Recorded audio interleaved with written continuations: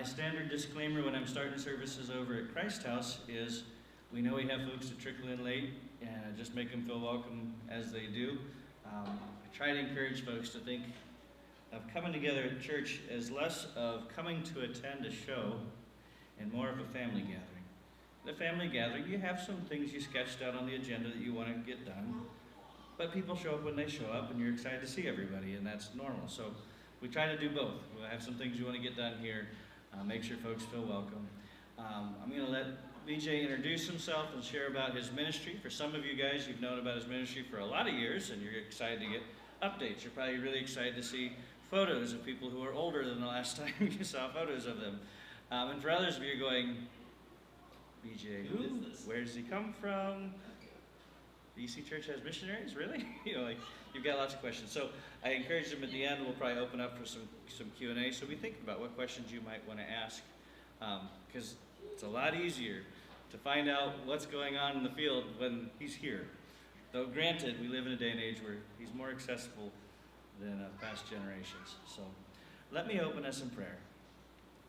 Father, you are good. We gather because of your Son. His death is payment for our sin, made it so that we could be adopted by faith into this global family that gives us a mission here in Rothsville, in Lancaster County, but also around the world, to see all people be invited to find forgiveness of sin through faith in you. And so as we listen, God, give us a heart of unity, to care about what you're doing in other countries, to intercede and support that, but also give us a heart of mission, to realize we're missionaries here as well. We have the same calling. And so mobilize us in this time and be glorified from the testimonies that are shared here. In the name of Jesus, amen. All right, BJ, I'm going to hand over to you.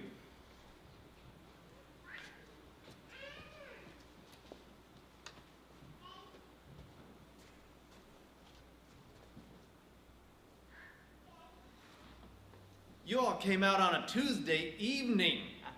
I mean, that's pretty hardcore. That's well done. Thank you, and thank you. I feel honored because there are a lot of people who would not show up on a Tuesday evening to hear me talk, including my wife and daughter. So both daughters are otherwise occupied. Miriam, so Miriam is the blonde, third to the left there. Well, third to the right, actually, so next to her mother there. She's in Kentucky right now, serving with the Trinity EC Church in Lidditz, their youth group. They're doing a kind of a service week mission trip in eastern Kentucky. And Laura and Rachel, not really feeling, it's been a full week, and so they're kind of worn out. And so they said, if it's okay, maybe you just go. And so I'm really happy to be here, and I'm super happy that you're here. So for those of you who don't know, we've been missionaries for about 16 years, a little over 16 years in Spain, a few different parts of Spain. We lived for a year in southern Spain in the city of Córdoba. Then we lived for 10 years doing pioneer church planting in eastern Spain in a small town called Alcora, so about an hour north. The largest city close to us would have been Valencia, where the oranges come from.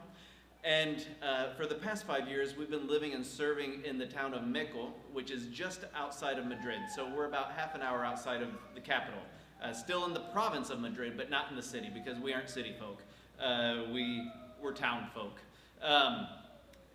We'll get into a little bit more about that later on. So anyway, the last time I was here, I think, was maybe spring 2008. I think. And so a lot has changed since 2008. I think Pastor Tim said something about people getting older. I don't know if you're excited to see me that I've gotten older. Rachel, we're the same age. But in 2008, we didn't have kids. So those are our two daughters, Miriam, Laura. Miriam is 15. And is already thinking about college and university and planning visits even this summer, because we're not often in the States. So about every 3 years. So it's a good opportunity for her to see some things and explore the future. Laura is 13, going on 30, depending on the moment. And so we're enjoying this week that we have just her at home so that she gets individualized attention. And I think she's enjoying that a bit as well, not sharing all the attention with her sister. So let me take you back to 2022. Now, this was our prayer card in 2022. As you can see, our daughters both have grown a bit. People tell me, oh, you haven't changed a bit. My knees beg to differ. They continue. I run. I like to run, but my knees tell me you need to slow down. You're 45 now. You're not 42. So we were actually on the plane in St. Louis, close to where my parents live in Missouri, on our way back to Spain, starting that journey back home. And I've gotten into the habit, you could maybe call it a spiritual discipline, I don't know, but the habit of asking Jesus questions, particularly in particular situations, certain moments that I think it would really be helpful to have Jesus' wisdom and insight here. And so we're on the plane sitting, waiting for takeoff, September 2022. And I just said, Jesus, do you have a word for us as we go back to Spain, the next 3 years that we're going to be there? A word of encouragement, a word of caution even. And it doesn't always happen this way, but the word that I heard almost immediately was the word battle. The word battle. And I couldn't shake this word. I kept hearing this word battle all throughout the flight, even on the next flight, the transatlantic flight. Finally, I couldn't shake the word, and I looked over to Rachel and I said, just as I've been praying and listening to Jesus, I keep getting this word battle for our next 2 or 3 years in Spain. And Rachel just kind of looked at me and she said, you just had to ask. Like, sometimes ignorance is bliss, and it's better just to follow Jesus in the moment, whatever comes. Now we know something's coming. And it reminded me of something that has helped me understand the world and the story that we live in. Reminded me of something that John Eldredge wrote in a book, maybe in several books. He said this. He said, we live in a love story, but it's set in the context of a war. And that's very orienting. It helps us to understand where we are, what we're doing, why do things happen the way that they do, and what is our relationship with God in the story. And so he says we live in a love story, but that love story is set in the context of a fierce war. And that's what we see all throughout Scripture. When you look at the Old Testament, you see a love story, but you see a whole lot of battle, a whole lot of war going on. In fact, even in the Psalms, some scholars estimate that more than 100 times there's a reference to battle.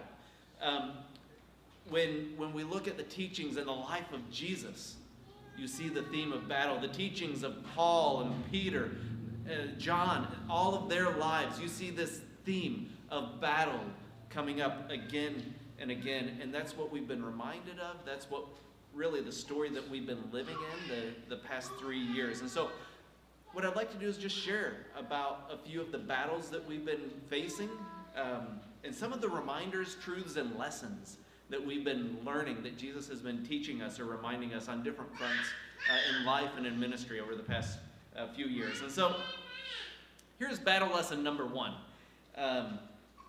which should seem obvious. Spiritual battle is real. It's not figurative, it's not merely metaphorical, it is real. And Paul, when he's writing to the Ephesian Christians, he says this, and this is a word for us as well, 2,000 years later. He says, our struggle is not against flesh and blood, but against the rulers, against the authorities, against the powers of this dark world, and against the spiritual forces of evil in the heavenly realms, principalities and powers.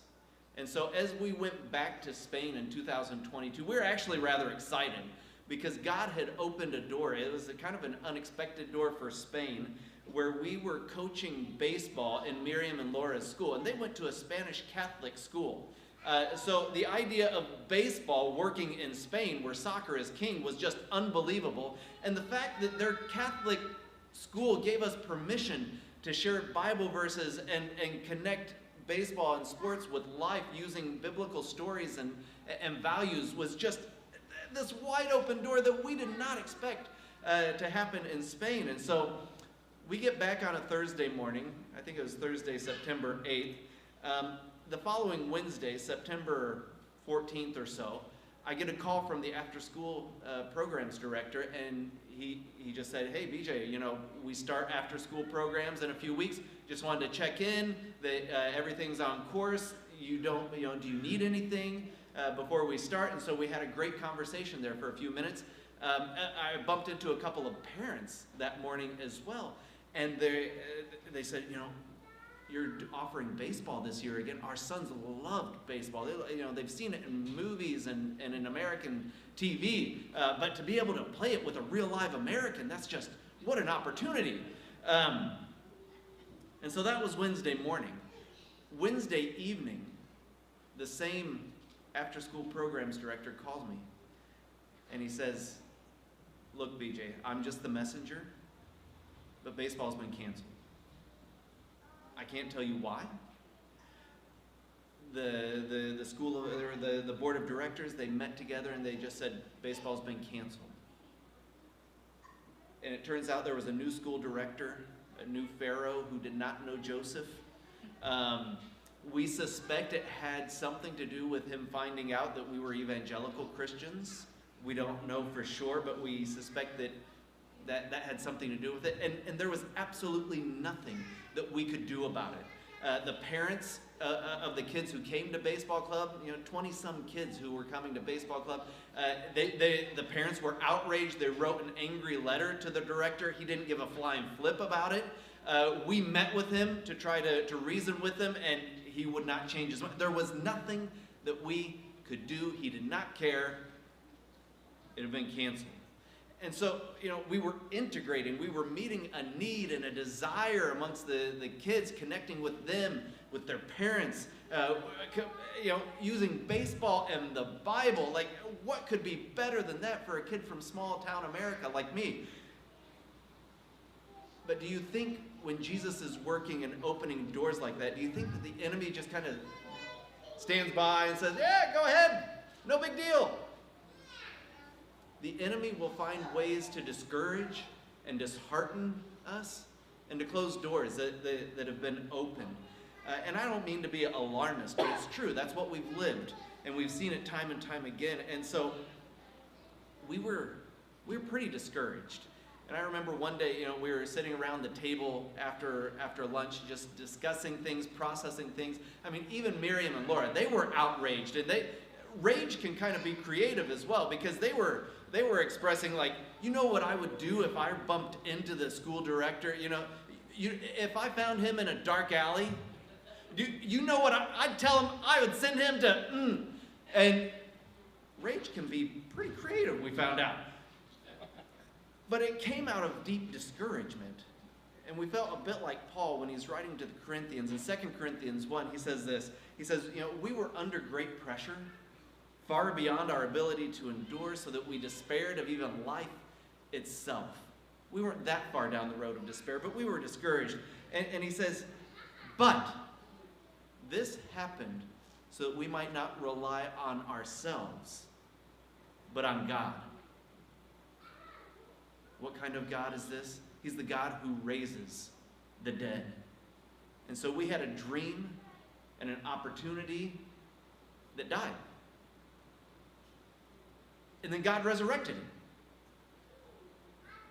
And it became not just baseball club for one school and the kids in one school. It became a baseball camp for the whole town, for kids from all over our town. And we worked with the town hall to bring, actually in one of our supporting churches in the EC denomination, there's an ex-major leaguer who has his own baseball academy, Jeff Bianchi, down in Lancaster. And he's in the church in Willow Street, and we made this connection, and he fell in love with our town, and he came in 2023. And it's not just a baseball camp, like the town hall gave us permission to share Jesus through this as well. They said, as long as you put that you're Christians on the publicity, you're not deceiving anyone. And so we got to share Jesus every day, and the team got to share Jesus every day with the kids. 2023, we had about 32 kids the first year. 2024, we had nearly 50 kids participate in this baseball camp. And probably one of the more remarkable things happened when it just so happened that the team came the first week of July. Now there's a pretty important American holiday that happens during that week. And so our team in Spain, we thought, well, why don't we take advantage? We've got a group of Americans here. What if we do just like a big American party in the park to celebrate the 4th of July? And I thought, well, what better way to open a party like that than me playing the Star Spangled Banner on my electric guitar with extra distortion? The team thought that was a little over the top, and I don't understand. But, there is a big Spanish flag in the middle of the park. We thought that might be disrespectful. So we came up with Plan B. And Plan B was this. Why don't we invite the town councilman who's been helping us with all of the paperwork, the authorizations to do these events?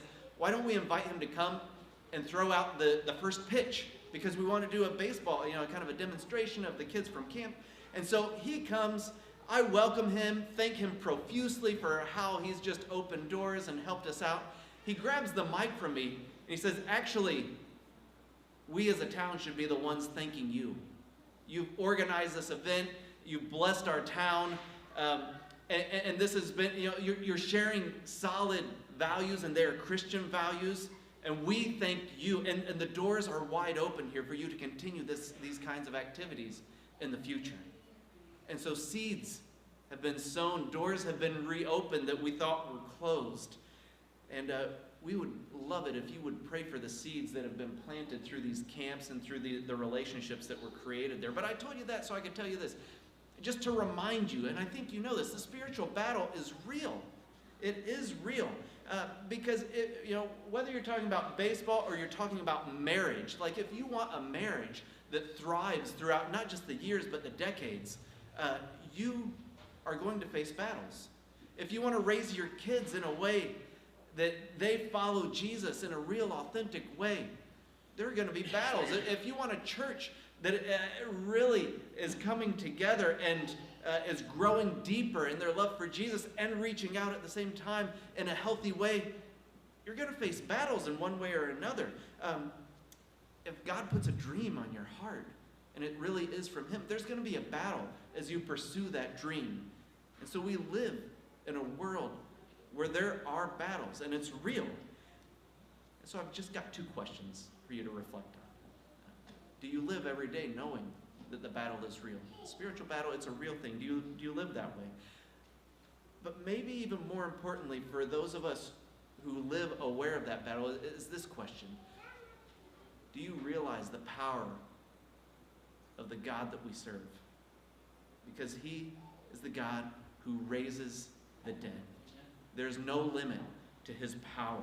And that is the power that we have with us, around us, and in us when we're walking with Him. And so we don't need to fear the battle, and we better not ignore the battle.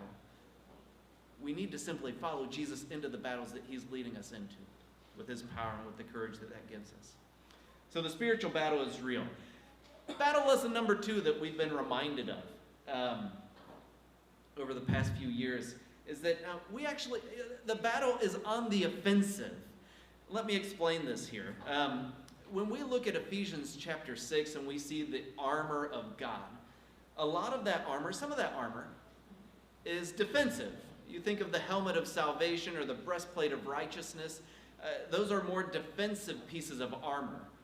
Offensive, to take an attack. So you have opponents as well. And so often, at least in circles where I've been, when we talk about the armor of God and we talk about spiritual warfare, we kind of talk about defensive protection. But God does not always call us to the defensive. He often calls us out on the offensive, to go out on mission with Him. Just think of, the book of Joshua, where God is calling His people the promised land that He's giving to them. So thinking about towns, let me tell you a little bit about our town. It's the town of Mickle, town of about 16,000 people. No evangelical church as of a year and a half ago. And I remember about 6-7 years ago, my father-in-law, Ron, who'd served as a missionary in Spain for 47 years, he knew that we were in a moment of transition in eastern Spain. We were seeking God and his will for us, what the next chapter would be. And he said, well, why don't you consider coming to the province of Madrid? And there's this town right next door, Meco, you've been there. There are Christians living there, but no one has really figured out how do we plant a church in that community. So why don't you consider coming here? And so we ended up moving there, not realizing that we were going to be involved in a church plant at first, and we weren't at first. But last year, God led us to become a part of a church planting team, to plant a new church in our town that would focus on intentional community and intentional life-giving discipleship and growth in small groups that would really emphasize spiritual, emotional, and relational health, because many of us had come from places and churches where there really wasn't a whole lot of relational and emotional health. Intentional connection with our community, not to be so inwardly focused that we forget that really the church's mission is to reach out to the people around us.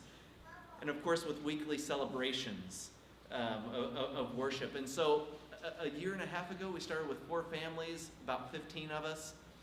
And that has grown over the past year and a half, and we're now about 9 families and 40 of us that are gathering regularly for worship, but also in small groups and discipleship there, because we've realized God has called us out on the offensive. And when I say on the offensive, I don't want you to misunderstand me and think, oh, this is totally militaristic sort of stuff. No, God calls us out on the offensive with faith, with his love, with healing, transforming community, restoration in people's lives. And so let me tell you just about one couple that's come to be a part of our church community over the past year and a half. Their names are Ricardo and Karina. So you could call them Ricky and Carrie if you wanted to. Last summer they began to just become a part of our community. And they said, when they came, they said, look, we've been Christians for years, and we've lived here in our town for 4 or 5 years.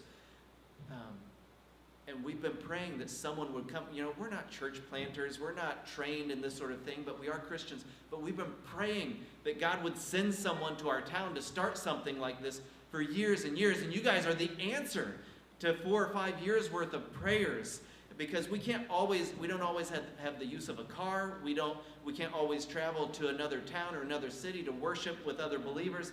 But we're just so thankful that you're starting this community here in our town. And then later that summer, Ricardo, in one of our worship times, we're just praying together, about 15 of us, a small group of us, that Sunday morning. And he said, you know, would you guys pray for me? Because I just have this sense that God has more for me, that I really want to recover all of the image of God that he's destined me to have. I want to be the man that he's created me to be for my family, for my daughter, for my wife. God has more wife as well. And in the fall, they caught us after worship time, worship gathering one morning, and they said, you know what? God is bringing something alive in us that we've really never experienced this way before. You know, we've attended churches before, but we've never really been involved in a community like this. We can see how we're growing in a deep and real and rich way as a part of this church community. And then this spring, we asked Karina on Easter Sunday morning to do a reading based on the life of Mary Magdalene for our whole church community that morning. And she was just amazed that she would even be asked to do that in front of everyone as a part of a church community. Ricardo, another Sunday, he led the worship service. He was amazed that he was even capable of doing that. He didn't think that he could. Then he became a part of our men's small group that we did the Wild at Heart experience together for 6 or 7 weeks. I'll tell you more about that in a moment. But he began to process his story with his father, with his life experience. He began to process that with Jesus in the safety of a community of men, and I would say good men working with him. And this couple, they are just growing in beautiful and deep ways. They're growing deeper in their love for Jesus. It's showing in their lives, in their marriage, in their family. And the latest thing is that they came to us as kind of the core leadership team, and they said, you know, we've got, you know, family in our town, and they don't know Jesus, but they need to know Jesus. What can we do to reach out to them? Could we show the chosen? Could we just do something because they need Jesus? We want to be on mission with Jesus. And they have an evangelistic heart. And so my question for you all is, how might God be inviting you to be on mission with him right now? With faith, with love in your community, in your family, your place of work, the community that surrounds here, your circle of influence of friends, and to other people that you know. How might God be calling you to go out on mission with him right now? Battle lesson number 3. The battle is really for the heart. It's for the human heart. That's what God is after, is the human heart. And what you see up there is a Roman breastplate. That is what Roman soldiers would wear. And that word breastplate in English, it's a fine word to describe that, but I actually kind of prefer the Spanish word. And I'll explain why. The Spanish word is coraza. Coraza. And because the Spanish word for heart is corazón. And so the coraza is what covers and protects the heart. In fact, you're amongst friends, loved ones, family. We're going to try a little Spanish lesson this evening. It came out on Tuesday night. Let's get your money's worth out of it. Okay, so on the count of 3, we're going to say coraza together. All right, ready? Here we go. 1, 2, 3. Coraza. Coraza. It covers the heart. And so for years, we kept hearing and seeing the need for men's ministry in Spain. We kept hearing from leaders, there just aren't resources to reach out to men in real relevant ways. In fact, there just really aren't any resources for guys. And we see the need in the church. We see the need in society as well, because just imagine what it would be like if the men that you knew were truly good, wholehearted men, becoming more and more like Jesus, with all of the strength that means, and all of the love and compassion that means as well. That would be a complete revolution if the men that we all knew were like that. And so we've been working with Wild at Heart, John Eldridge and that movement, their approach, their ministry in our local context, to engage, to restore, to strengthen men's hearts. And when we talk about the heart, what we're not just trying to get men to do more in the church. It's good for men to do stuff in the church, but it's not for men to just be more active. It's not just for men to behave right like good Christian men should. The 7 things that every Christian man should be doing, and you're probably not doing half of them, so you're a loser, that sort of thing. It's not about that at all. What this is, it's an invitation to an expedition into their stories, their lives, their hearts, their relationships, and the renewing and redeeming work of Jesus there. That's really real, that's really available. And so we've been working in small groups, and encouraging others to use this in small groups. And one of the things that we've been doing, like I mentioned, was the Wild at Heart experience. It's a 6-session video series. Each video is 18 or 20 minutes that tells a man's story and gives some basic teaching about the masculine heart.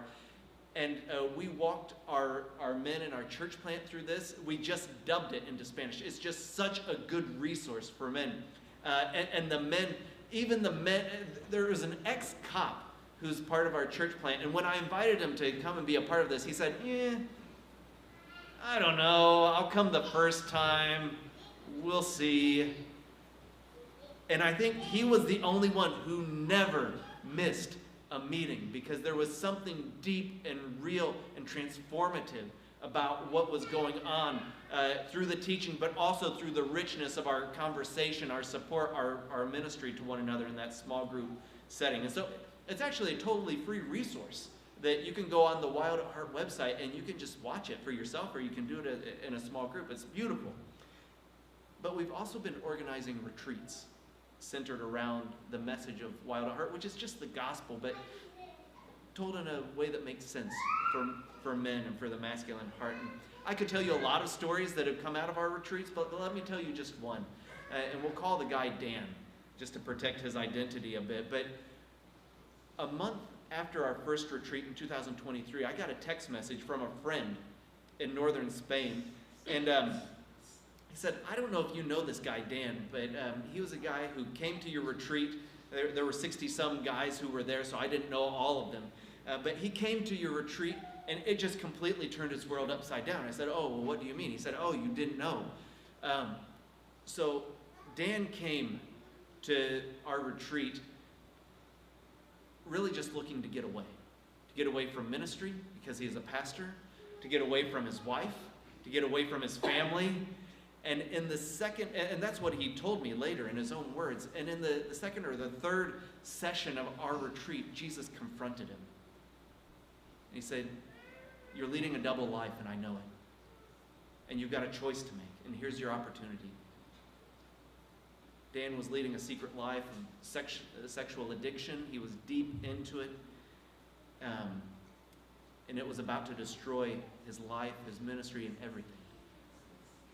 And so he went home after the retreat. He confessed everything to his wife, to his family, to his church. And he willingly gave up ministry, gave up pastoral ministry, at least for a season, so that he could get his heart back, so that he could get his integrity back, so that he could win his wife's heart back, so that he could get his family back, so that he could be the man that God was calling him and inviting him to be, without that secret double life that he was living. And he's done it, and Jesus has done it in him. The Holy Spirit has been doing phenomenal things in his life with the help of a counselor, some deep heart work that he's done with us as well. And I told you that so I could tell you Luke 4 is a reality, brothers and sisters. Luke 4, where Jesus kind of gives his mission statement, where he says, Spirit of the Lord is upon me. He has sent me to proclaim good news to the poor. He's anointed me and sent me to proclaim that the blind will see, that captives will be released, the brokenhearted, I'm going to bind their hearts up again and heal them. The oppressed are going to be set free. Dan and other men have lived that because Jesus is doing it. And we're with him in this battle for men's hearts, helping men fight for and recover their hearts and their integrity and the life that Jesus has for them. And I just wonder, how might Jesus be inviting you to fight for the hearts of people around you? Men, fight for your wife's heart. Women, sometimes we men need you to fight for our hearts as well. Perhaps fight for your kids' hearts, even if they're adult children. Maybe you're in a place where you need to fight to recover your own heart because there's pain and there's maybe just some spiritual death going on there that Jesus wants to get rid of and resurrect places in your own heart and your own story. And so God is coming after men's and women's hearts in Spain, I would say like never before. And we get to be a part of it. And you guys, actually, you're a part of it. You are. You give. You pray for us. And when I think about you, I'm just blown away at your faithfulness and how you've been giving to us for years. And you're not giving to us, you're giving to Jesus' mission in Spain and the mission of coming after men's and women's hearts and transforming people who desperately need the gospel at all levels in their lives, whether they've never heard of Jesus before or they have a misguided understanding of who Jesus is, or people who've known Jesus for a long time, but they need to experience the restoration that he has for them. You are a part of that, and so thank you. Thank you for being a part of what Jesus is doing with us and in us and through us in Spain. And just as a little thank you, back on the table by the door there, we've got our latest prayer card. That's the image that you saw at the beginning with the updated version of us. But there's also a magnet so that you can stick it on the fridge for whatever you reach for in the fridge. No judgment on that. You're amongst friends. But it says here, battling in prayer for hearts in Spain with the Whitakers. And it looks like a little shield, just to remind you that we are in a battle, and you are a part of that with us. And we're so grateful for how you've supported us. And if you're a part of Christ House Church, well, you can be a part of it as well. Whether you give, whether you pray, whether you write us a note and encourage us every once in a while, or there's also a place where you can sign up back there and put your email address, or we have a Facebook group. It's a closed group that if you send me a message on Facebook, look me up, you can be a part of that. We send out more regular messages because sometimes we have needs. Like this week, our daughter is in Kentucky serving, and she needs prayer. And in fact, I would ask you to pray specifically for her right now. She struggles with a little bit of anxiety, and it's kind of acting up right now. And so if you would remember to pray for Miriam, just that she would experience Jesus' peace during this week, being away from us. Her family is the one constant that she has in her life. She says a lot of goodbyes to a lot of people, and so when she's not with us, that can sometimes cause a little bit of anxiety in her. And so we would, just ask you to pray for her. And she told us, we talked with her earlier this evening, that she's experiencing anxiety, but this morning Jesus gave her a word, and he told her, look, I'm giving you my peace, just receive it.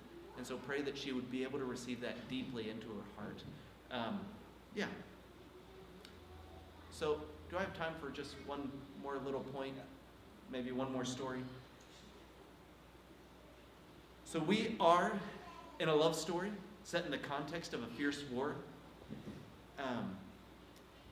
And Satan's attacks will become personal. And there will be battle wounds in the midst of this war that we live in. 2023 was a hard year for us, for me in particular. In addition to developing Wild at Heart and this men's ministry in Spain, and also serving as part of the leadership team for our mission organization, European Christian Mission in Spain, leading 50, 60 missionaries spread throughout the country. I was serving as one of the 6 pastoral elders of our local church. No pastor, just a pastoral team, elders, and I was one of them. And throughout the year of 2023, there were just mounting tensions within the church, particularly against us as elders. The church had kind of stagnated, and we were working on developing a new vision to revive and reignite a passion for discipleship and life-giving growth and evangelism in small groups in the church. And there was a small but powerful group in the church that was not very happy with us, with how we were going about things. They'd been there for a long time. They didn't like certain things about what we were proposing and what we were doing. And not only could we feel the tension mounting in the church in certain meetings and certain contexts like that, it turns out that afterwards we found out that there was kind of a smear campaign going on behind the scenes, water cooler, parking lot conversations, those sorts of things. But for me, the worst part was it wasn't just the mounting tension in the church. It was what I was hearing coming out of my heart and mouth throughout the year. Because like Jesus says, out of the heart the mouth speaks, right? Can we be honest here? Okay. When I thought about the church, or when people say, ask, how are things going at church? What I most felt and heard coming out of my mouth were these 2 things. First, I just hate church right now. I just hate it. And then the second thing was, church sucks. Quite frankly, church just sucks right now. It felt like hard, joyless labor.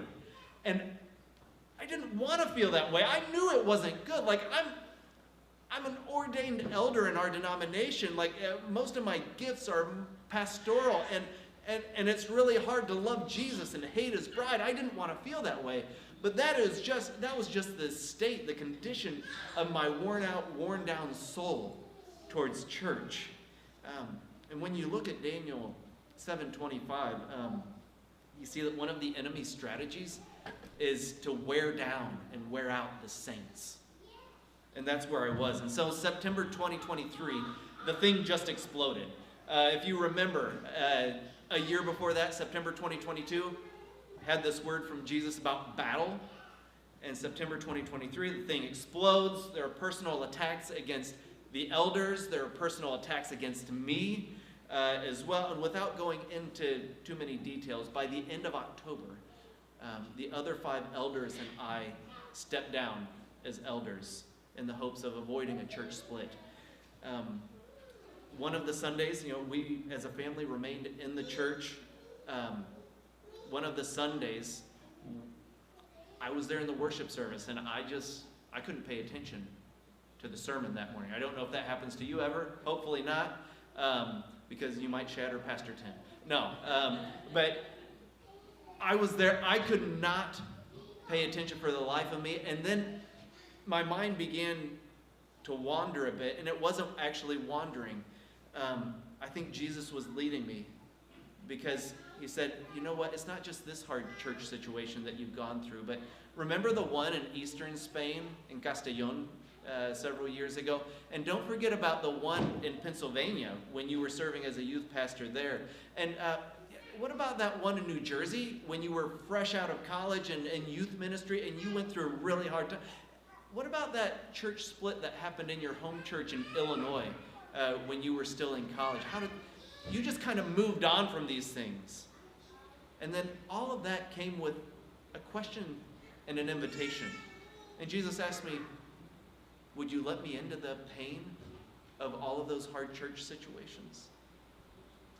And so I got in touch with a friend of mine who is a spiritual director, and I just asked him to pray with me and help lead me through prayer to process some of this with Jesus.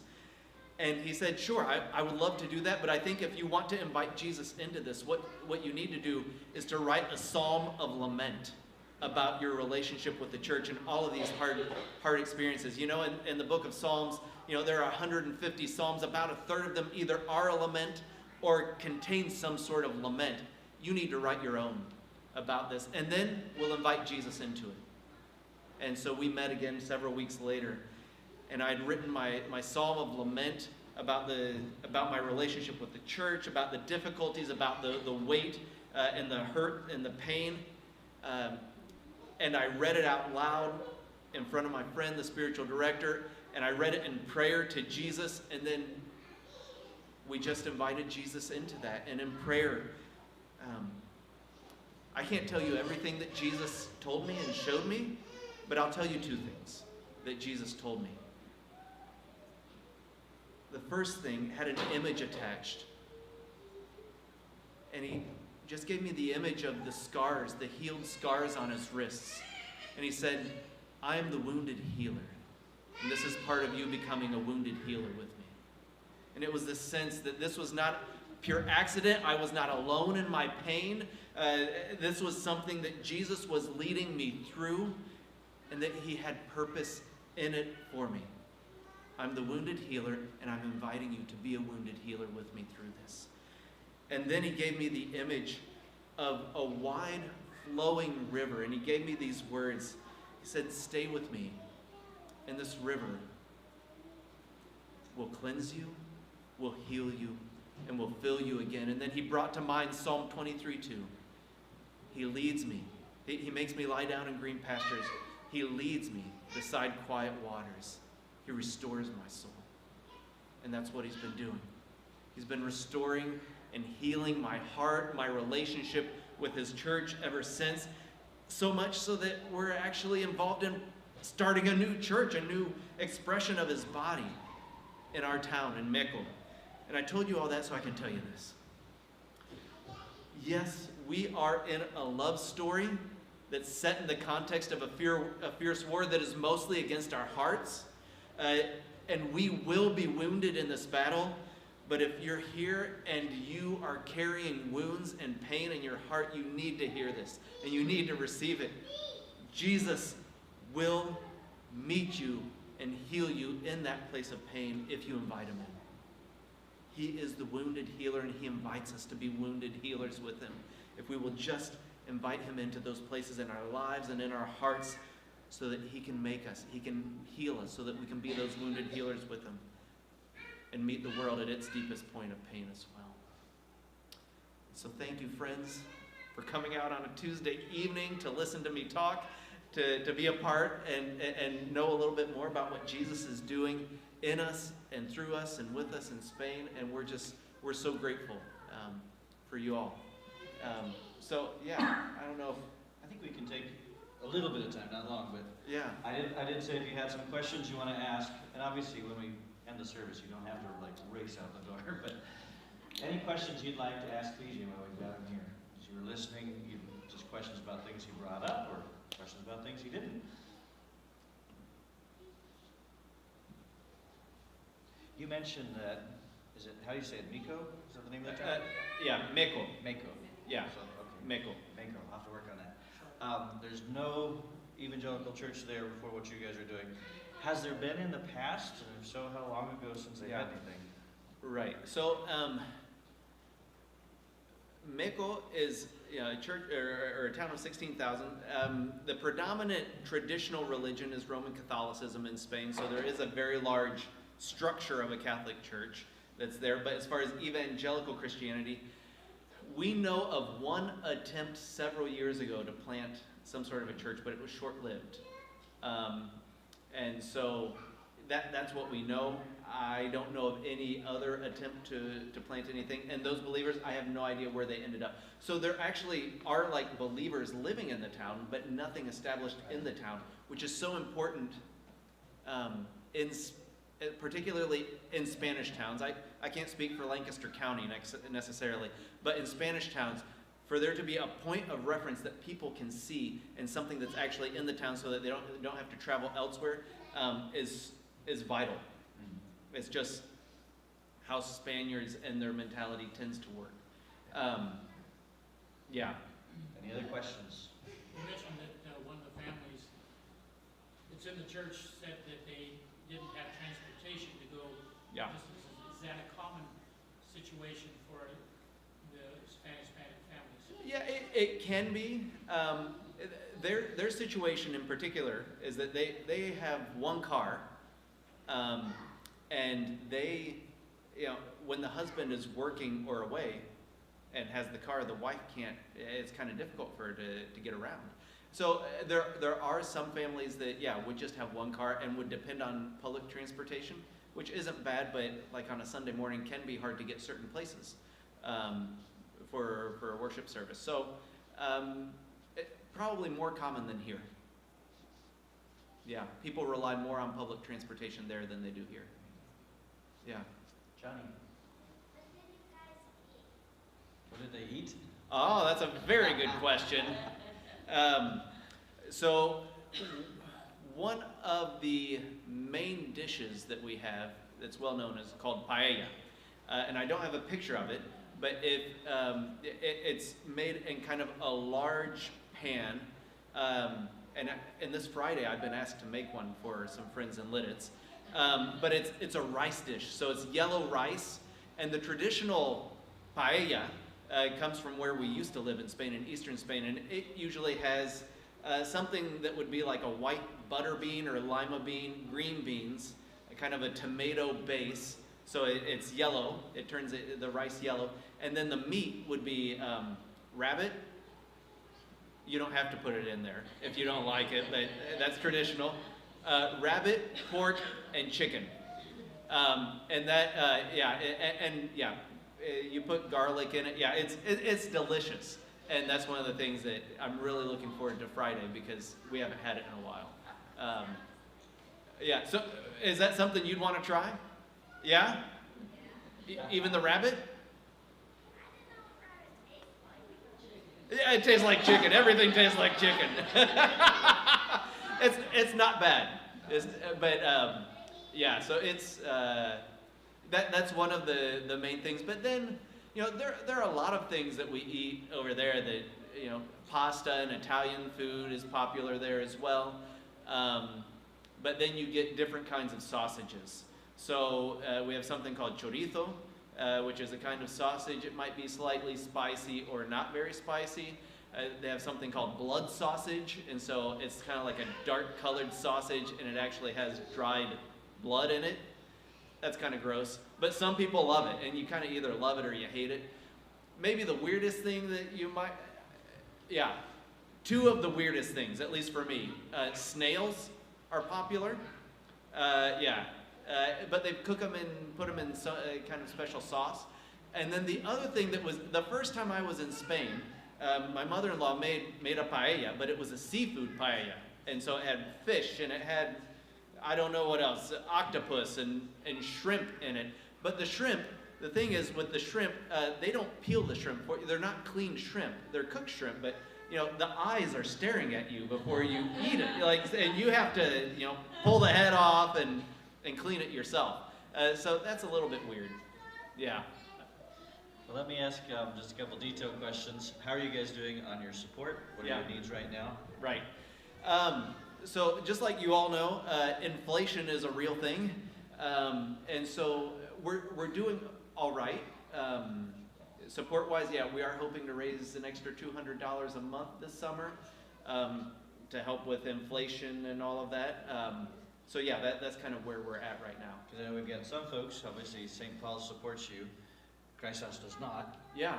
But I know some of our Christ House folks individually support different missionaries. Is that all that information available on your Yeah, all of that information is back there. There's like a card that if you want to support a one-time gift or recurring gift, yeah, all of that's back there. And then my last question for you was just, so have you got a word on your heart for this next 3-year? I haven't gotten there yet. Yeah, I've got a word for this year, but that's for me personally. But as far as probably on the plane in St. Louis again, I'll ask Jesus, and I'll let you know. But yeah, right now it's just we're in the midst of summer. Yeah. We know to be praying for Miriam Yeah. right now. Any other specific requests for this summer that we can be praying for you?